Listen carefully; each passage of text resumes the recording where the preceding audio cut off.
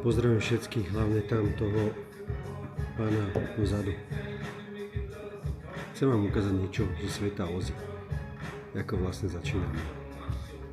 Takže pripravte sa na jazdu. Začíname kávičkou. Toto je náš setupík, ktorý vidíte.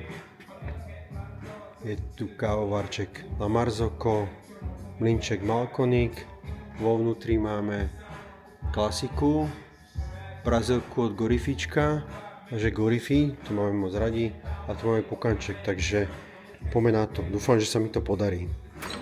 Takže máme tu páku, trošku si ju utreme.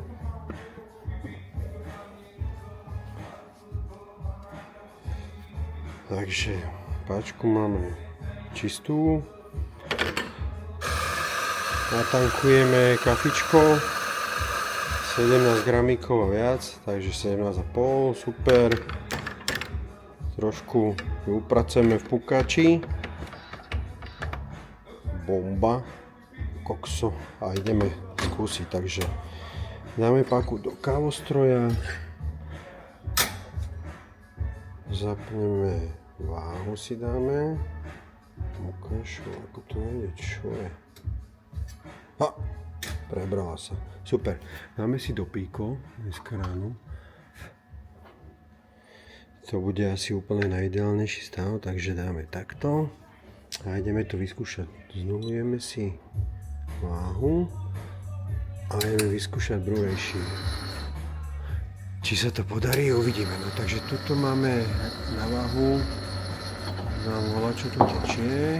Takže to si odsledujem, mi tam bolo nejakých 40 gramov a čas dáme nejakých okolo 25 sekúnd. Takže sledujeme. Takže 42,2, ty kokos, za 23,1.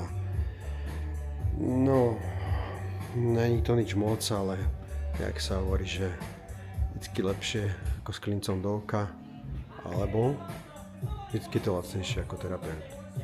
Tak všetkých pozdravujem a držte sa.